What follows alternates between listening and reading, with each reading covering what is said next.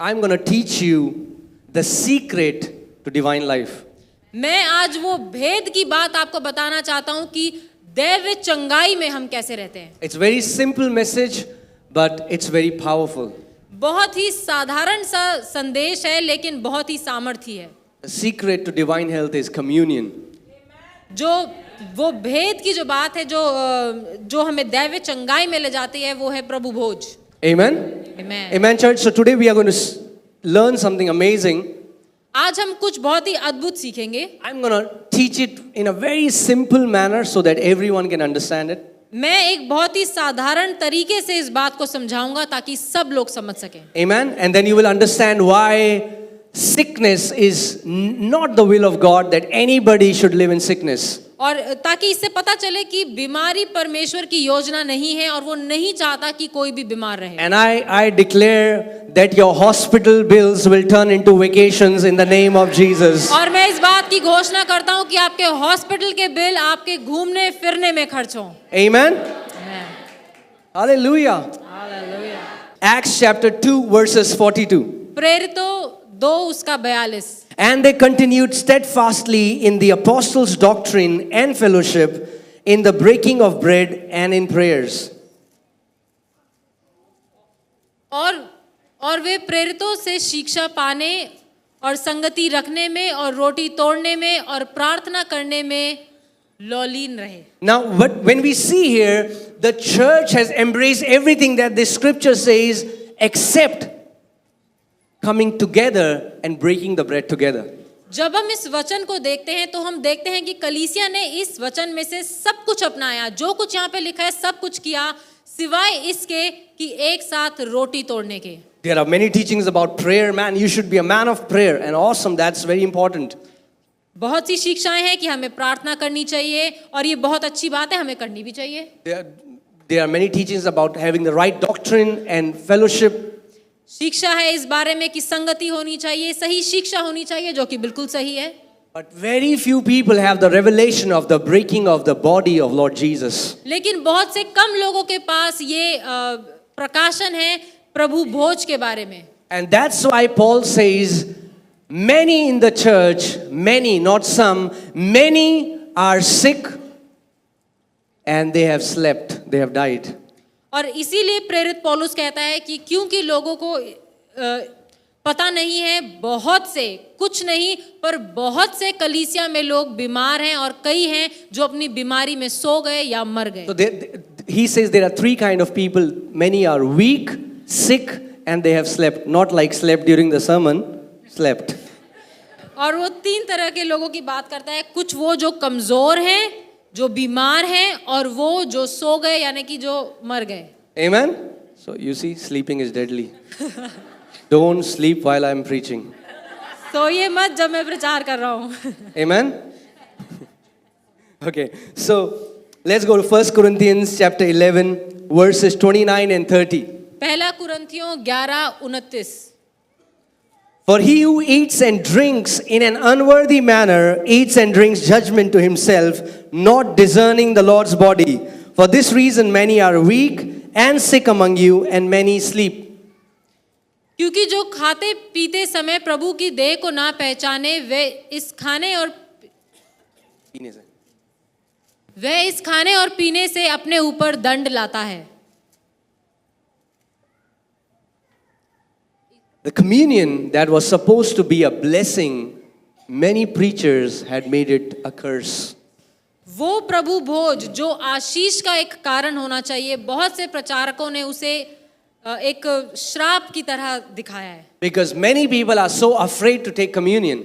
क्योंकि बहुत से लोग प्रभु भोज लेने से डरते हैं. Because they think we are not worthy to partake of the Lord's body.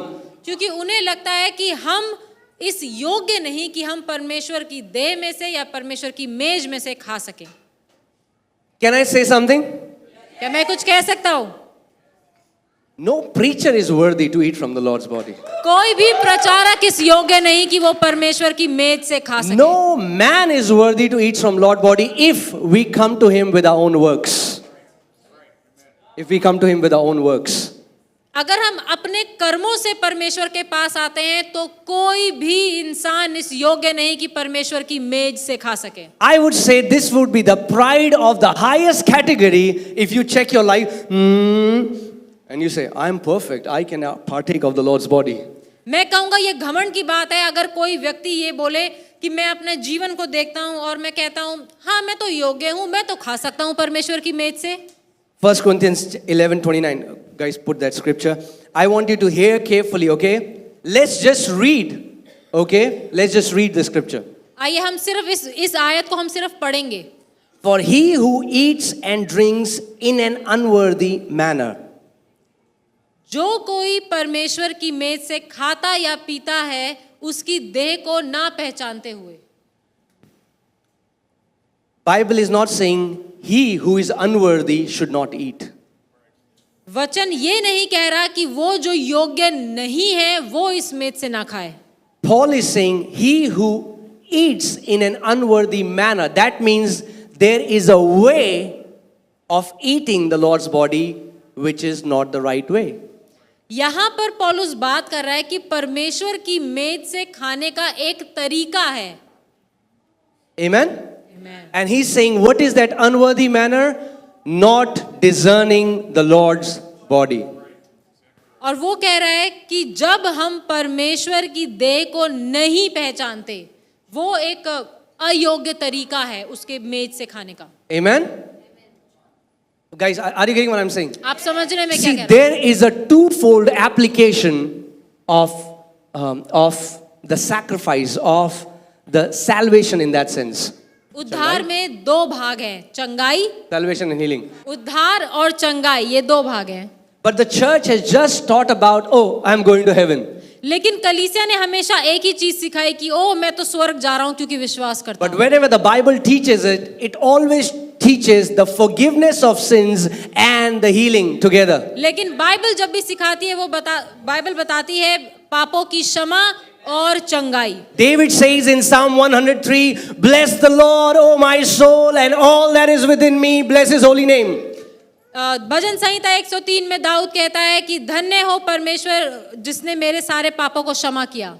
He says, bless the Lord and do not forget his benefits. Dawood कहता है कि हे मेरे मन परमेश्वर को धन्य कहे और उसके किसी भी उपकार को ना भूल. So what are the benefits? तो क्या है वो उपकार? The benefits are, for he forgives all my iniquities and he heals all my diseases.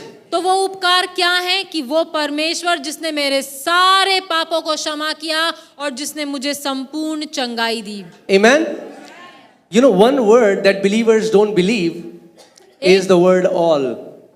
एक शब्द है जिस पर विश्वासी लोग बिल्कुल विश्वास नहीं करते और वो है पूरा यानी कि सारा, all. So I did a research. तो मैंने एक रिसर्च करी. I checked what does all mean in Hebrew and in Greek. तो मैंने देखा कि जो ये शब्द है ऑल जिसका मतलब है सारा, And you will इसका be इब्रानी shocked what it means in Hebrew and Greek. और इब्रानी और यूनानी भाषा में इसका क्या मतलब है. Do you want to know? आप जानना चाहते हैं? All in Hebrew and Greek means all. Hallelujah. सारा का मतलब है सारा, हर भाषा में सारा का सारा. Because they are, because they are teaching, yes, Jesus said all, but. क्योंकि कई लोग ऐसे प्रचार करते हैं, हाँ यीशु मसीह ने कहा तो सारा का सारा, लेकिन Whenever Jesus preached, he never said but. Whenever you hear somebody saying but, there is a big problem. When they put a condition to what Jesus is saying. यीशु जब भी कोई प्रचारक प्रचार करे और बोले कि हाँ ये सब कुछ मिला लेकिन, तो उस लेकिन जहां वो बोल देते हैं वहां पर एक समस्या है. So even when Jesus is teaching his disciples and he has communion with them, what do we have in communion? Juice that represents the blood. We have bread that represents the body. जब यीशु मसीह प्रभु भोज ले रहे थे अपने चेलों के साथ, तो हम देखते हैं हम जो लेते हैं जो जूस है वो दर्शाता है यीशु मसीह का लहू और जो रोटी है वो दिखाती है यीशु की देह यानी उसका शरीर. Amen? So when When you were coming in, they were volunteers, they would have handed you this packet. If you are new, you would be wondering, what is this? और जब हम कलीसिया जब चर्च अंदर आते हैं तो आपने देखा होगा वॉलंटियर्स आपको देते हैं, उसमें ब्रेड और जूस है, और जो नए लोग आते हैं वो कहते हैं ये क्या है, क्या मिल रहा है. People are thinking, should we eat it right now? Should we wait? What should we do? What will this bread do? I'm very hungry. और लोग कहते हैं कि अरे पता नहीं ये क्या दे दिया है, इसका क्या करें, अभी खाना है, रुक के खाना है, पता नहीं भूख लग रही है, इससे कुछ होगा भी कि नहीं.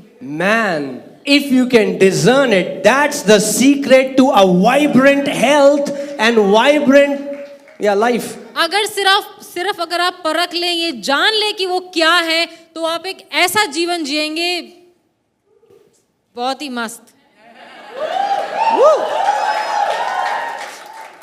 You know, some people say that, what will this little piece of bread do? लोग कहते हैं ये इतनी सी ये एक रोटी क्या कर लेगी हमारा. What will this bread do? ये रोटी हमारा क्या कर लेगी. So I thought that I'll take out a pill and show you the size of a pill that you trust so much. तो मैंने कहा ये दवाई निकाल के दिखाते हैं, इस दवाई पर लोगों का कितना भरोसा है. That's the size of a pill. एक दवाई का ये साइज है. Can I say something? क्या मैं कुछ कह सकता हूँ. If the way people believe in a pill, if they will believe in the broken body of Lord Jesus Christ of Nazareth, you will walk in divine health. अगर जिस तरीके से लोग अपनी दवाइयों पर विश्वास करके उनको लेते हैं, अगर उसी तरीके से प्रभु भोज पर विश्वास करके उनको लें, तो दैव चंगाई में चलने से आपको कोई नहीं रोक सकता. Man, I was reading it and it's so powerful. मैं पढ़ रहा था और मैंने देखा ये कितना सामर्थी है. That when that Greek Syrophoenician woman came to Jesus and her daughter was demon possessed, कि जब वो स्त्री जब यीशु मसीह के पास आई और उसकी बेटी दुष्ट आत्मा से ग्रसित थी, Jesus referred to healing as children's bread. यीशु मसीह ने चंगाई को बच्चों की रोटी कहा. And Jesus said, hey, I cannot give you the children's bread because you are not in the covenant with God right now. और यीशु मसीह ने कहा कि मैं तुम्हें वो बच्चों की रोटी नहीं दे सकता क्योंकि तुम अभी मेरे साथ उस वाचा में नहीं हो. And she said, man, that's powerful. She said, even dogs, little puppies, that's what she said, little puppies eat from the crumbs that fall from the master's table. और उस स्त्री ने कुछ अद्भुत कहा. उसने कहा कि जो छोटे जो पिल्ले भी जो होते हैं वो मालिक की मेज से जो थोड़ा बहुत जो गिरता है उसको भी खा लेते हैं. You know, in your house, you're eating something, little crumbs will fall, the puppies will come and eat those crumbs. और आपने देखा होगा घर में भी जब हम कुछ खाते हैं और कुछ नीचे गिर जाता है तो फटाफट से जो घर में जो डॉग्स होते हैं वो आते हैं और उसको खा लेते हैं. Okay, Mark 7. Come on, quickly open your Bibles to Mark 7. मरकुस 7:29. 7:29. Look how Jesus responded when she said that. देखते हैं कि यीशु मसीह ने क्या कहा जब उस स्त्री ने उनसे कहा. He said, for this saying, go thy way, for the demon has left your daughter.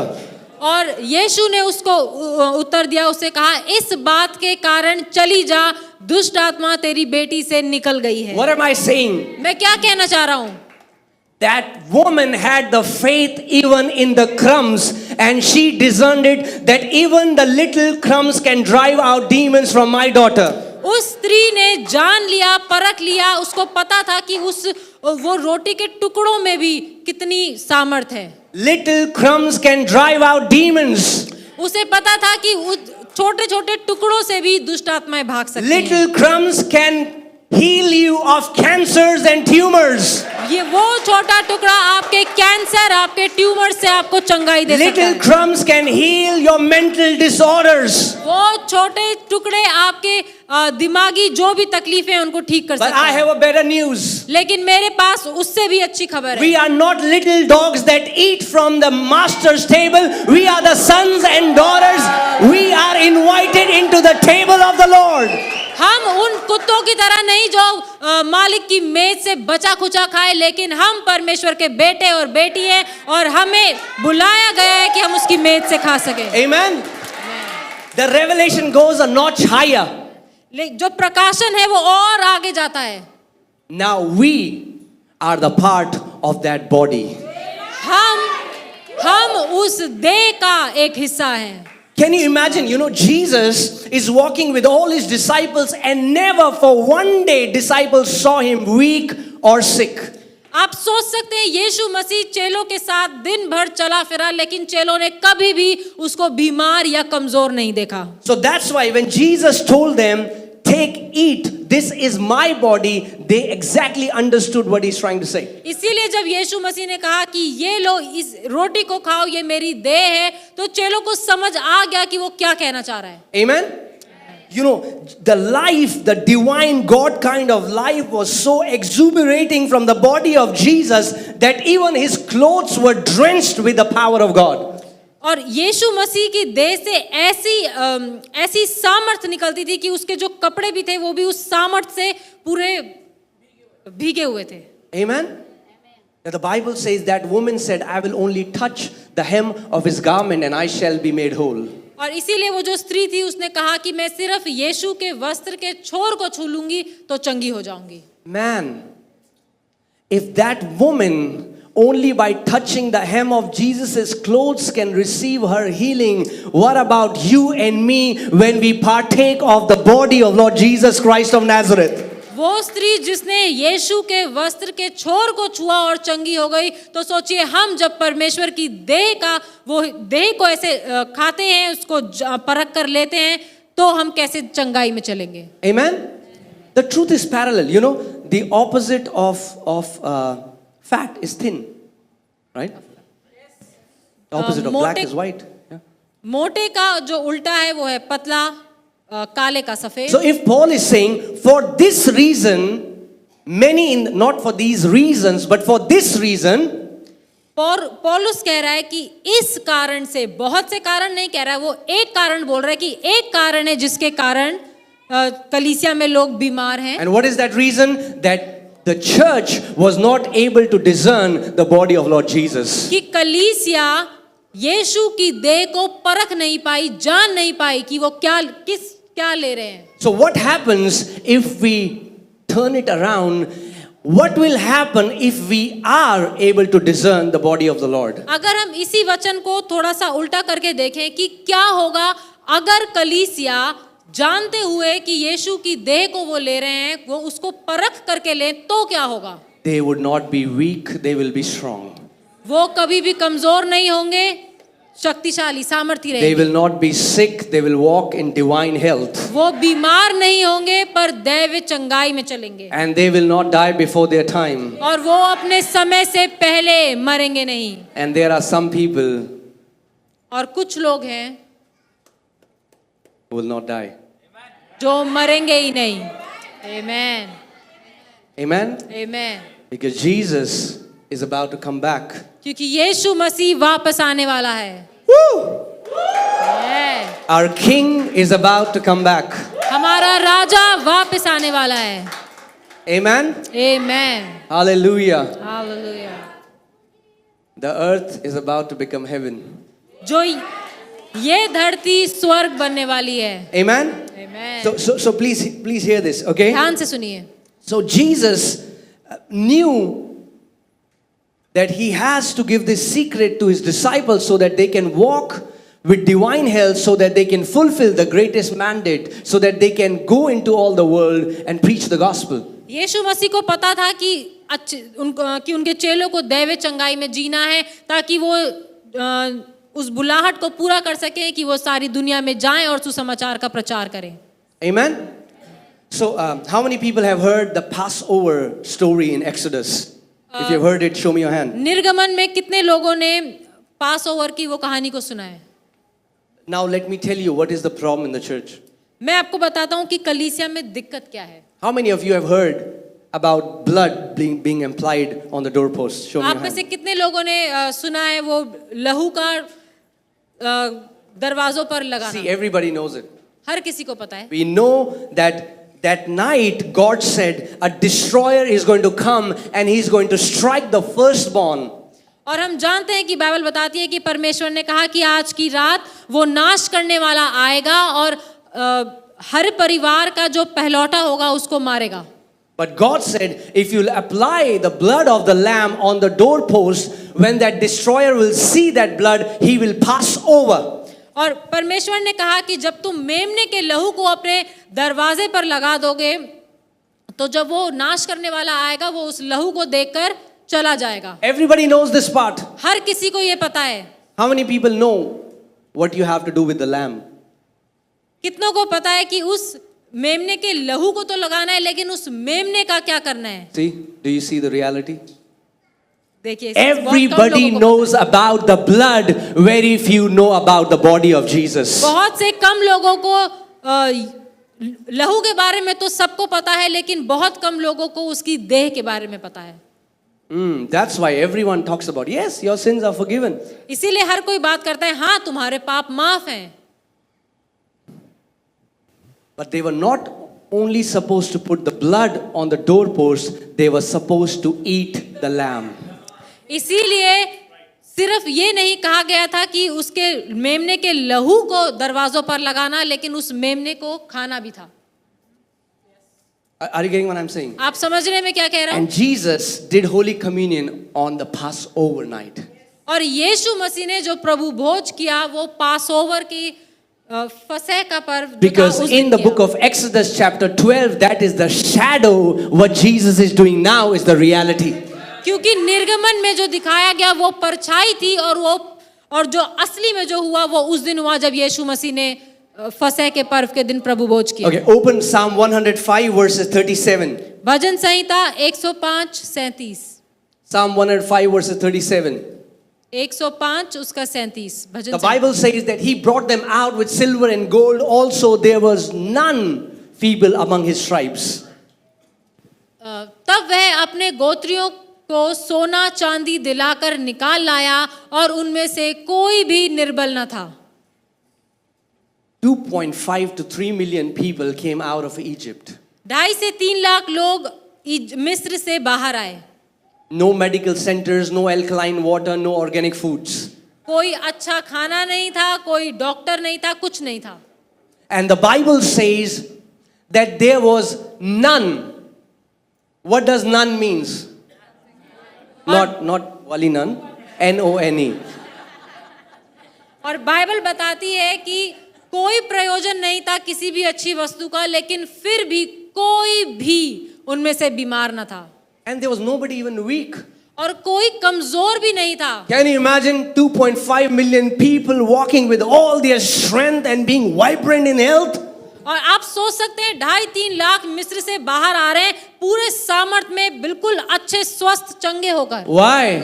क्यों? Because one night before they ate the body Hallelujah. of the lamb. क्योंकि एक रात पहले ही फसह के पर्व के दिन उन्होंने मेमने के उस शरीर को खाया था। And when they ate the lamb, it gave them supernatural strength for the journey.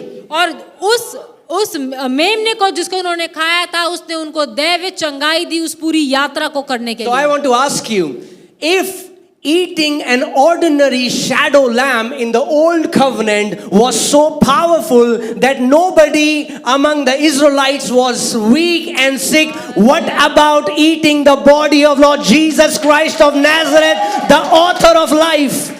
मैं आपसे एक पूछना चाहता हूं कि वो पुराने नियम में वो जो परछाई थी, जब उस मेमने को खा करके इजराइलियों को इतना सामर्थ मिला कि वो यात्रा कर सके, तो इस नए नियम में यीशु की देह को खाने के बाद क्या हम दैवीय चंगाई में नहीं चलेंगे?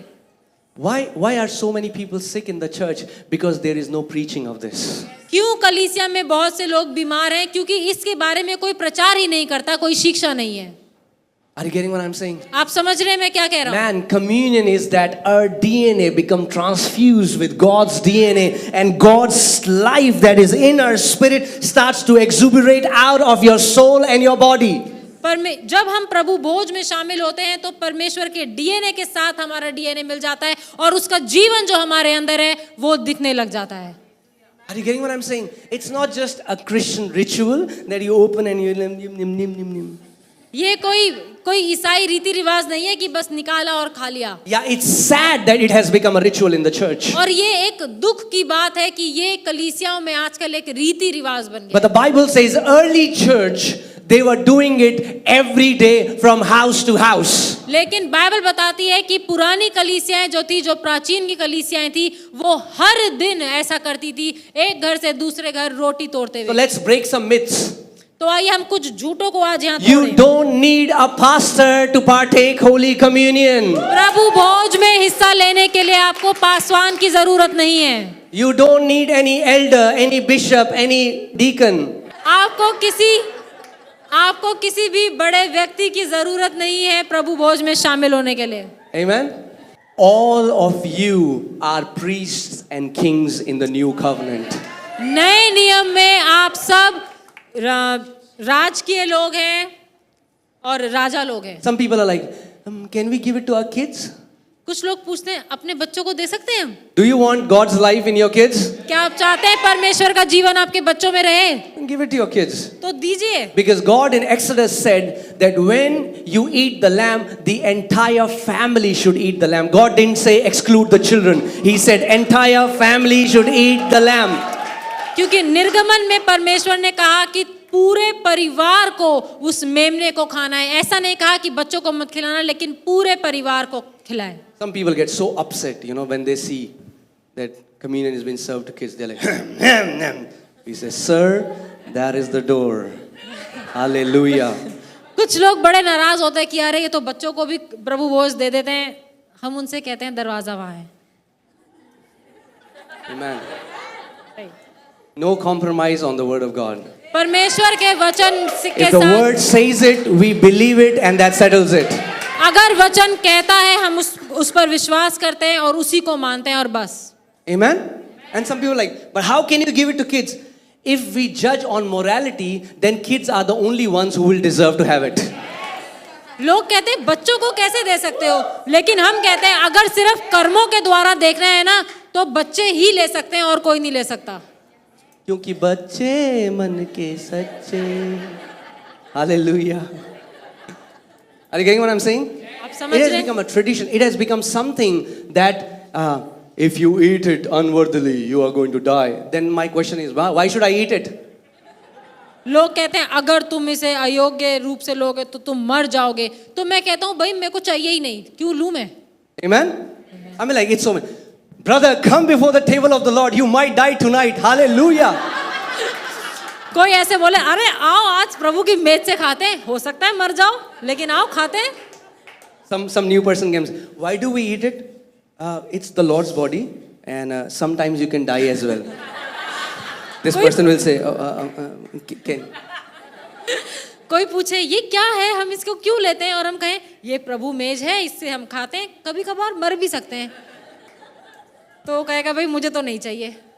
The thing that God ordained for life, man, people have not understood it. And because they are not partaking it, they are dying. वो चीज जो परमेश्वर ने इसीलिए निर्धारित करी ताकि जीवन बहे, लोगों ने जब उसको समझा नहीं, उसको परखा नहीं, उसको एक अयोग्य तरीके से लिया, तो बहुत से लोग। And Paul says many are dying prematurely. That means believer can die before their time.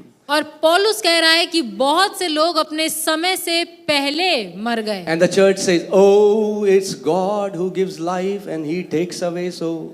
और लोग कहते हैं ओ ये तो प्रभु है जो जीवन देता है और ले भी लेता है। No. Paul is saying because this person did not discern the body, that's why he died before his time. पौलुस कह रहा है कि क्योंकि इस व्यक्ति ने परमेश्वर की देह को परखा नहीं, जाना नहीं, इसीलिए वो अपने समय से पहले मर गया। Amen, church. Are you getting what I'm saying? आप समझ रहे हैं मैं क्या कह रहा हूँ? If we had this much trust as you trust your medicines, your aspirins, your disprins, your prisprins, your prince, yeah. I mean, like, if you put even that amount of faith in the Lord's body, you are going to see amazing health results. जितना विश्वास हम अपनी इन गोलियों पर करते हैं, इन दवाइयों पर करते हैं, उतना ही विश्वास अगर हम परमेश्वर की देह में, उसके प्रभु भोज में लगाएं, तो हम दैव चंगाई में That चलेंगे। means you should partake it every day. इसका मतलब आपको प्रभु भोज में से हर दिन खाना चाहिए। Amen? Every day. हर Some दिन। people are like, no, you guys do it every Sunday? कुछ लोग कहते हैं अच्छा हर रविवार करते हो? Jesus said, do it as many times as you remember me. We remember him every Sunday. That's why we do it every Sunday. यीशु मसीह ने कहा जब भी मुझे ये मेरी याद में करो, तो हम हर रविवार उसको याद करते हैं, तो हर रविवार प्रभु If Bhoj you want to लेते do हैं। a church service without remembering him, that's a different thing. अगर आप एक चर्च सर्विस उसके बिना करना चाहते हैं तो वो एक अलग बात है। But he said, as many times as you remember me, do it. लेकिन यीशु ने कहा जितनी बार मुझे याद करो उतनी बार प्रभु भोज लो। I remember Khushbu came here. Where is Khushbu? Khushbu. खुशबू का है खुशबू। Okay. Khushbu is from a Muslim family, if people don't know. And she came, I was preaching on communion. She had an internal problem. And she took the communion. And by the time she was walking out of the door, she got her healing. और खुशबू जो हमारी बहन है वो एक मुसलमान परिवार से है और जब मैं एक दिन प्रभु भोज के बारे में बता रहा था और उनको कोई परेशानी थी और जब उन्होंने प्रभु भोज लिया तो वो चर्च से बाहर ही निकल रही थी और उनकी समस्या ठीक हो गई। Amen. That means whenever you have a symptom, before you run into your closet where there are medicine, you should run to your kitchen and prepare the Lord's communion and receive it before you go for anything else. और जब भी आपको अपने शरीर में बीमारी के कोई लक्षण दिखाई दे, इससे पहले कि आप अपनी दवाइयों की ओर जाएं, मैं कहूँगा अपने किचन में जाएं, प्रभु भोज की तैयारी करें और उसको लें। Amen. Amen. John 11:24. यूहन्ना 11:24। Now see what Martha says. देखिए मार्था क्या कहती है। Martha said to him, Martha is a scholar, she is like a theologian. Martha said to him, I know that he will rise again in the resurrection at the last day. Martha ने उससे कहा मैं जानती हूँ कि अंतिम दिन में पुनरुत्थान के समय वे जी उठेगा। Now a few seconds before Martha was in the past.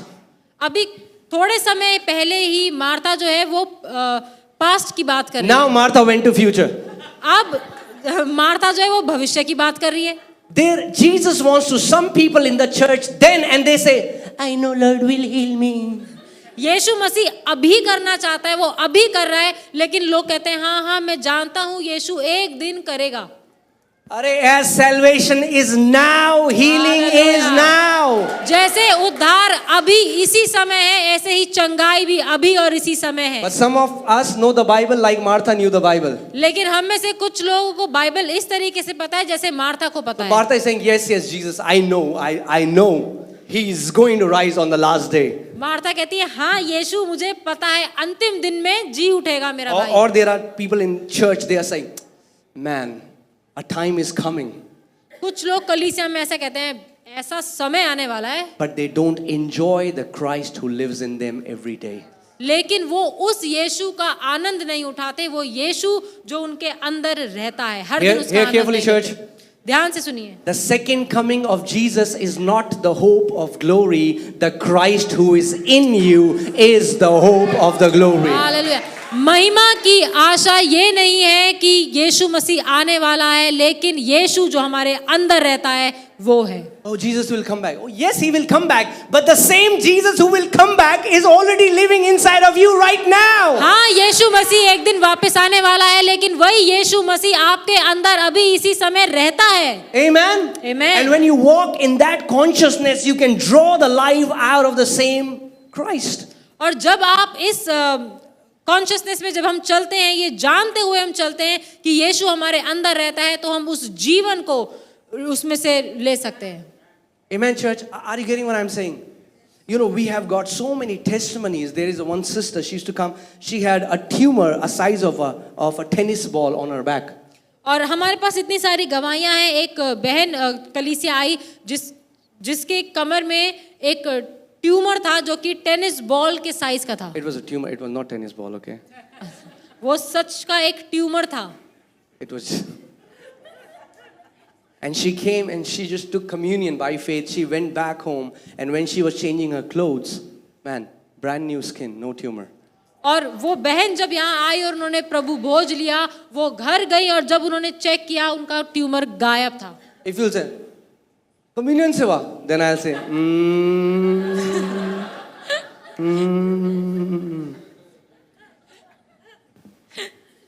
Right? You have no problem believing that somebody got well when they ate medicine.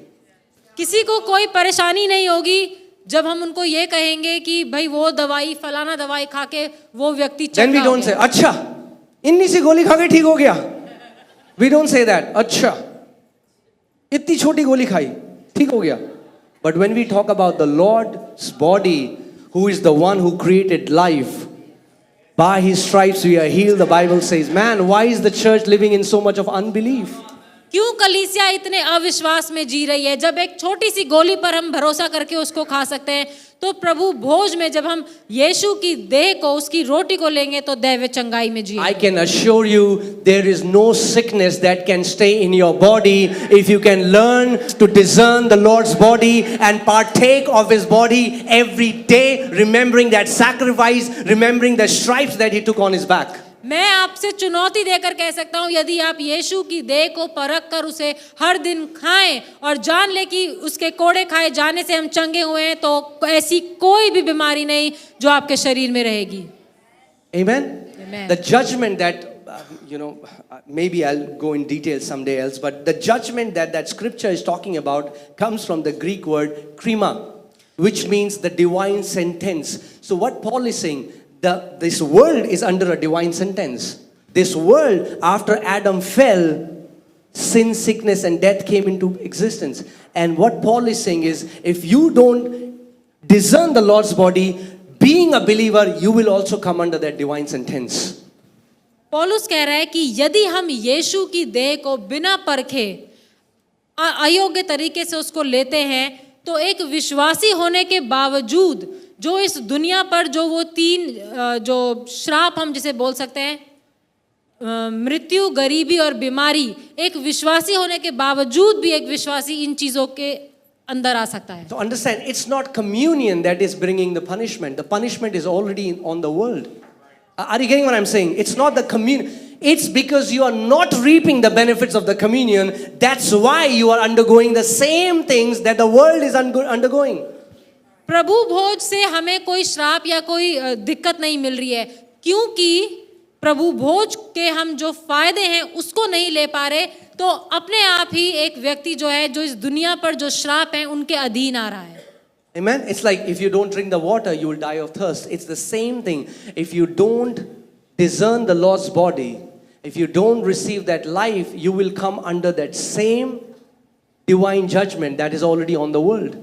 यदि हम पानी ना पिए तो हम प्यास से मर जाएंगे. ऐसा ही है कि अगर हम प्रभु भोज के जो फायदे हैं अगर हम उनको नहीं लेते, तो हम उन्हीं श्रापों के अधीन आ जाएंगे जिसमें कि दुनिया पहले से है. Amen. Church, can I continue for five minutes more?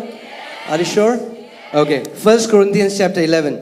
पहला कुरिन्थियों 20. 11 का 23. For I received from the Lord that which I also delivered to you. That the night that the Lord Jesus, on the same night in which he was betrayed, took bread.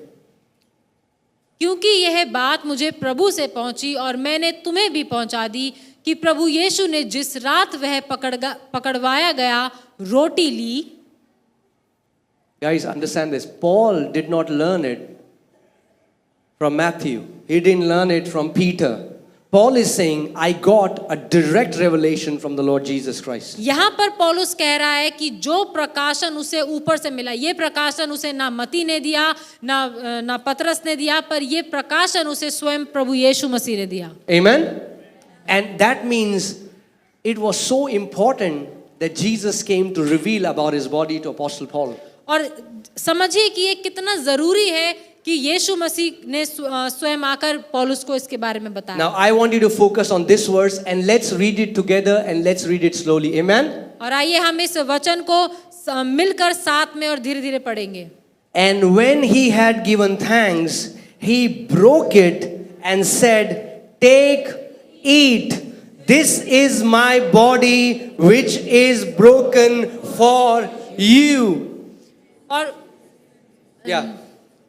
और जब उसने धन्यवाद दिया, उसने रोटी तोड़ी और कहा, इसे खाओ, ये मेरी देह है जो तुम्हारे लिए तोड़ी गई है.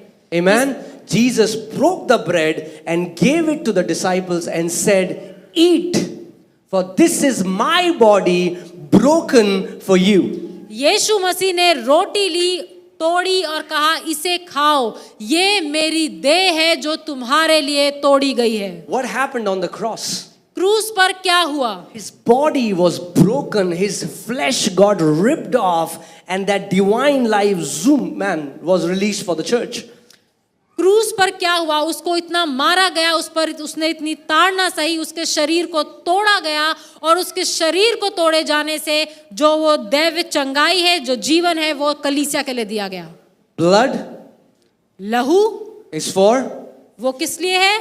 forgiveness of sins. पापों की क्षमा के लिए। Body देह is यानी for शरीर healing. Earlier when चंगाई I के used to लिए। take communion, I used to think, oh, both of this represents forgiveness of sins. पहले जब मैं ये लिया करता था तो मुझे लगता था कि ये दोनों हमारी पापों Both, की both क्षमा the के लिए। elements of the communion are the same thing, I used to think. मुझे लगता था कि ये दोनों जो है रोटी और लहू, ये दोनों पापों की क्षमा के लिए। No, no, no, no. They are two different things. नहीं, ये दोनों अलग अलग चीजों को Blood is for the दर्शाती है। forgiveness, लहू दिखाता है पापों की क्षमा, and the body is for the healing. और शरीर चंगाई के लिए। Amen? And here Jesus said, take, eat. This is my body which is broken for you. और यहाँ पर यीशु कह रहा है, ये रोटी, उसने रोटी तोड़ी और कहा, लो खाओ, ये वो देह है जो तुम्हारे लिए तोड़ी गई। That means as a family, come together. इसका मतलब कि एक परिवार की तरह जब हम साथ आते हैं, You know, here and even when you are in your home, यहाँ पर जब हम इकट्ठे होते हैं और अपने घर में भी, you can celebrate the Lord's Supper. आप प्रभु भोज को मना सकते You हैं। can take juice, you can take bread, आप जूस लें और ब्रेड लें, and you can just say, Father, thank you. और आप कह सकते हैं, पिता तेरा धन्यवाद Say, हो। Jesus, thank you that you shed your blood. Because of the shedding of your blood, now we have got right standing with the Father. आप कह सकते हैं कि धन्यवाद हो कि जो तूने लहू बहाया, उसके द्वारा हम पिता के सामने सिद्ध रूप से खड़े हो सकते And हैं। you can see all your symptoms, all your sicknesses being laid on Jesus, and his body was broken so that you will walk in health and wholeness. और आप देख सकते हैं आपके शरीर में जो भी बीमारी के लक्षण है, वो कैसे यीशु के ऊपर आप देख सकते हैं कि उसने क्रूस पर लिए, और आप दैव चंगाई में चल सकते हैं। Amen. So today when we are going to take communion, तो आज जब हम प्रभु भोज लेंगे, we will take communion knowing that his body was broken for you. तो आज जब हम ये प्रभु भोज लेंगे तो हम ये जानते हुए लेंगे कि उसका देह तोड़ा गया आपके और मेरे लिए। And when you take it, और जब आप उसे लेते you हैं, make it personal. You say, his body was broken for me. आप उसको अपना व्यक्तिगत बना लीजिए, बोलिए उसकी देह मेरे लिए तोड़ी गई। As if you were the only person alive, Jesus would have still done the same thing for you. So you see him on the cross for you. अगर आप इस दुनिया में एक ही व्यक्ति होते तो भी यीशु मसीह आपके लिए आता और अपनी जान देता। आप उसे ऐसे देखिए कि वो सिर्फ आपके लिए क्रूस पर है। Amen. And his body being broken. He's not on the cross right now. वो अब क्रूस पे नहीं है, Amen. But we are seeing his broken body and we are receiving our healing. लेकिन हम जिस समय प्रभु भोज लेते हैं, उस समय हम उसकी उस टूटे हुए शरीर को, हम उस देह को हम ध्यान लेते हैं और अपनी चंगाई लेते हैं। Remember that woman who just trusted in the crumbs and got the deliverance of her daughter. याद कीजिए उस स्त्री को जो अपनी बेटी की चंगाई के लिए उन टुकड़ों की बात कर रही थी। If the crumbs can bring deliverance, what about when you receive the Lord's body? जब उस स्त्री का विश्वास सिर्फ उन टुकड़ों पर था, तो सोचिए क्या होगा जब आप और मैं परमेश्वर की देह को खाएंगे। Do you want to walk in health and wholeness? आप चलना चाहते हैं दैव चंगाई में और उस संपूर्णता में? I mean, like, why shouldn't you? Because Jesus made a provision for you. और क्यों नहीं, जब यीशु ने हमारे लिए वो प्रयोजन रखा है तो। Amen? Man, let the Lamb of God receive the reward for all his sufferings. मेमने के उस लहू को सारी महिमा मिले, जो भी ताड़ना उसने जो हमारे लिए If सही। he suffered for my healing, then my healing brings him a reward. अगर उसने जो कुछ सहा मेरे लिए ताकि मैं चंगाई में जीऊं, तो मैं चंगा रहकर उसको महिमा दूंगा। If it's your children, if it's your family member, let's remember them today when you take communion. Because that woman received the healing for her daughter that was not there. और यदि आपके घर में भी कोई बीमार है तो उसको याद करके आप प्रभु भोज ले सकते हैं। याद करिए वो स्त्री जो थी, उसने वो अपनी बेटी के लिए उसने चंगाई ली। Don't keep healing in the past. Don't keep healing in the future. It's time you partake of the Lord's broken body and walk in it right now. चंगाई को पीछे की पास्ट में मत रखिए, भविष्य के लिए नहीं रखिए, वो आज के लिए है, आपको अभी और इसी वक्त मिल सकती है। As you discern His body, the Yes. same Zoe life of God that flows in Jesus will start flowing in your body. जब आप उसकी देह को परख कर उसको खाएंगे तो परमेश्वर का जीवन आप में से बहेगा। Amen?